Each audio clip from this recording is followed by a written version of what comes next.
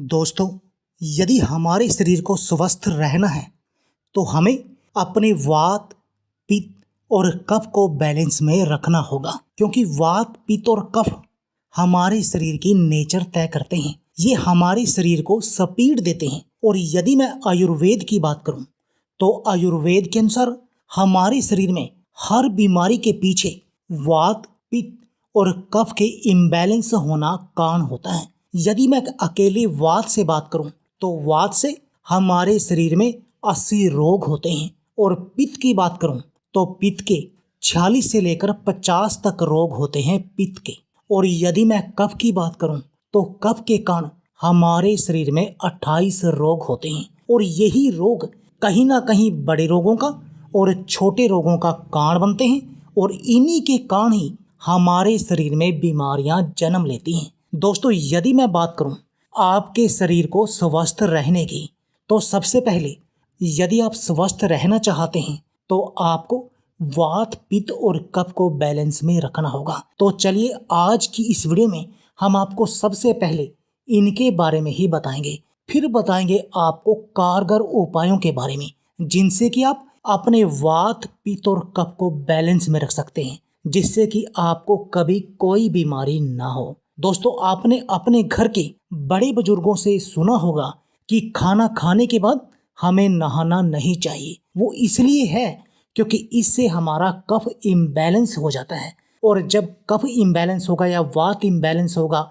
या पित्त इम्बैलेंस होगा तो हमारा शरीर बीमारियों की तरफ बढ़ना शुरू हो जाता है। यदि मैं बात करूं कि आपको पता कैसे चले कि आपके शरीर में वात की कोई बीमारी है, तो दोस्तों, वात यानी कि वायु, वात रोग होने के कारण हमारे शरीर में वायु बढ़ जाती है, और जैसे गैस बढ़ती है, जिसके कारण हमारे शरीर में बहुत अधिक बीमारियां हो जाती हैं। दोस्तों, वैसे तो गैस का दर्द हमारे सिर्फ पेट में ही नहीं होता, बल्कि शरीर में कहीं भी गैस का दर्द हो सकता है। इससे आपके शरीर में दर्द होता रहता है, जिसको आप कभी मसल्स पेन बोलते हैं। दोस्तों, इससे आपके शरीर में बेचैनी रहती है वात बढ़ने के कारण। इससे आपको नींद अच्छी नहीं आती। इससे आपके शरीर के अंग सुन्न होने लग जाते हैं। इससे आपकी अंगों में रूखापन होता है। कभी कभी आपको लगता है ना जैसे सुई चुभी हो, वो भी वात के कारण ही होता है। इससे आपकी हड्डियों में ढीलापन हो जाता है। इससे हड्डियों का खिसकना शुरू हो जाता है।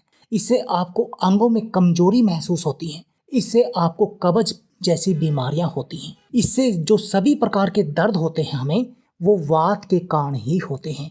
ये होती है वात। अब बात करते हैं पित्त की, जिसके कारण हमें 40 से 50 रोग होते हैं। तो दोस्तों, पित्त के कारण आपको हमेशा थकावट रहती है, नींद पूरी नहीं होती, आपके शरीर में जलन सी रहती है, आपको गर्मी अधिक लगती है, आपको पसीना अधिक आता है, आपको पीलिया, जॉन्डिस की समस्या होती है, आपके मुंह से बदबू आती है, आपको ज्यादा गुस्सा आता है, आपको बेहोशी या ऐसे में ही चक्कर आने लगता है, आपके मुंह का स्वाद कड़वा रहता है।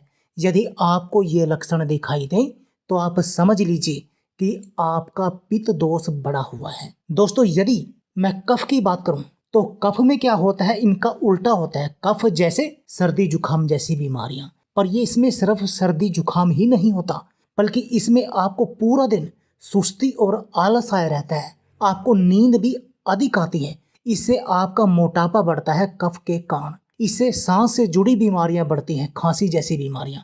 आंखों और नाक से गंदगी अधिक निकलती है।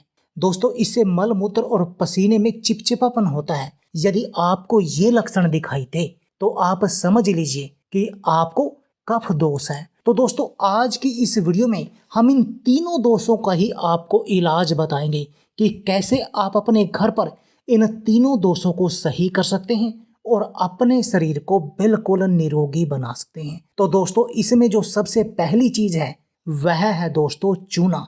ये होता है दोस्तों चूना। आपने इसका सेवन करना है। यदि आप इसका सेवन करेंगे तो आपका वात दोष बिल्कुल सही हो जाएगा। दोस्तों, ये जो चूना होता है ये प्योर कैल्शियम है।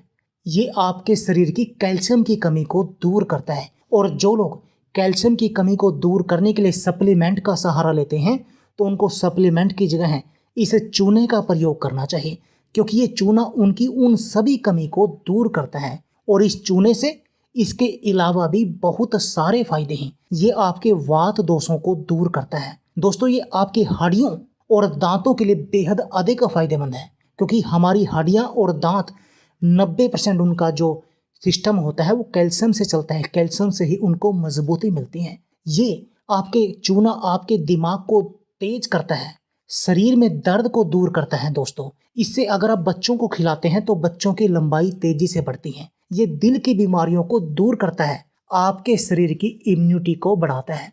और यदि मैं बात करूं कि आपको चूना कितना खाना चाहिए, तो आपको सिर्फ गेहूं के दाने के बराबर ही चूने का सेवन करना चाहिए। आप चूने को पानी में मिलाकर खा सकते हैं, दही में मिलाकर खा सकते हैं, अनार के जूस के साथ इसका सेवन कर सकते हैं, गन्ने के रस के साथ इसका सेवन कर सकते हैं। यदि आपको कुछ भी ना मिले तो आप पानी में मिलाकर इसका सेवन कर लीजिए। और आप इसको दिन में किसी भी समय इस चूने का सेवन कर सकते हैं। दोस्तों इससे आपको बहुत अधिक फायदे मिलेंगे। और जो प्रेग्नेंट लेडी है उनको तो इसका सेवन जरूर करना चाहिए, क्योंकि चूने का सेवन करने से उनकी नॉर्मल डिलीवरी होगी और उनका जो बच्चा होगा ना वो भी जीनियस पैदा होगा। यदि आपको स्पर्म काउंट की समस्या है तब भी आपको चूने का सेवन करना चाहिए, क्योंकि इससे आपका स्पर्म काउंट बढ़ेगा और वो अच्छा भी होगा। तो दोस्तों चूना आपके सभी तरह के वात दोषों का इलाज करता है। अब दूसरी बात आती है, दूसरी चीज है दोस्तों दालचीनी। और दालचीनी को खाने का मैं आपको विशेष तरीका बताऊंगा। दोस्तों यदि मैं दालचीनी की बात करूं तो दालचीनी वात, पित्त और कफ तीनों ही दोषों को शांत करने का काम करती है। बस इसका तरीका अलग है कि यदि आप वात और कफ को बैलेंस करना चाहें तब आप इसका सेवन कीजिए सुबह खाली पेट, लेकिन यदि आप कफ को शांत करना चाहें तब आप इसका सेवन कीजिए रात को सोते समय। यानी इसका खाने का तरीका अलग है। और दोस्तों ये आपके वजन को भी कम करेगी, इम्यूनिटी को बढ़ाएगी, जोड़ों के दर्द का भी इलाज करेगी, डायबिटीज रोग में भी फायदेमंद है, पाचन तंत्र के लिए भी फायदेमंद है, आपकी स्किन पर ग्लो लाती है। यानी दालचीनी के इसके अलावा भी बहुत सारे फायदे हैं, पर आपने इसको खाना सिर्फ विशेष तरीके से है। दोस्तों आप क्या कीजिए, 1/4 चम्मच दालचीनी के पाउडर का लीजिए और उसमें मिलाइए 1 चम्मच शहद। आप उसको हथेली पर रखकर सेवन कर सकते हैं। उसको अच्छी तरह से मिक्स कर जीभ की सहायता से चाट लीजिए, या आप किसी कटोरी में भी ऐसा कर सकते हैं। ये हो गया दालचीनी के सेवन का बेस्ट तरीका। दालचीनी का पानी भी बना सकते हैं। आप दालचीनी के एक स्टिक को 1 गिलास पानी में उबालिए और जब वह पानी उबल जाए आप उसका सेवन कीजिए शहद के साथ मिलाकर। इससे आपको टेस्ट भी आएगा और दालचीनी के पूरे फायदे भी मिलेंगे। आप इन दोनों तरीकों में से किसी भी तरीके से दालचीनी का सेवन कर सकते हैं। ये आपके वात, पित्त और कफ को बैलेंस करने का काम करेगी। यदि मैं कफ दोष की बात करूं तो कफ के लिए आपको अजवाइन का सेवन करना चाहिए। या तो आप रात को सोते समय दालचीनी का सेवन कीजिए, और दोनों का सेवन भी कर सकते हैं, दालचीनी का भी और अजवाइन का भी। आपने बस अजवाइन का 1/4 चम्मच लेना है दोस्तों। और वो कब लेना है, जब भी आप खाना खाएं, तीनों टाइम जब भी आप खाना खाएं तो आपने थोड़ी सी 1/4 चम्मच, एक चुटकी अजवाइन के खाना खाने के बाद आपने फाकी लेनी है हल्के गुनगुने पानी के साथ। बस आपने ऐसा करना है, इससे आपका कफ दोष दूर हो जाएगा। और दोस्तों यदि आपका शरीर के वात, पित्त और कफ बैलेंस में रहेंगे तब आपको कभी कोई बीमारी नहीं होगी, क्योंकि आयुर्वेद के अनुसार हमारे शरीर की बीमारियों का कारण वात, पित्त और कफ का इम्बैलेंस होना ही है। तो दोस्तों आप भी अपनी इस वात, पित्त और कफ की समस्या को दूर कीजिए और अपने शरीर को बिल्कुल निरोगी बना दीजिए। तो दोस्तों यदि आपको हमारी वीडियो अच्छी लगे तो प्लीज़ लाइक और शेयर जरूर कीजिए। इसके साथ में आप हमारे चैनल को भी सब्सक्राइब कीजिए और सब्सक्राइबर बटन के साथ जो बेल का आइकॉन है उसको भी दबा दीजिए, ताकि आपको हमारी सभी आने वाली वीडियो की नोटिफिकेशन आती रहे। धन्यवाद दोस्तों।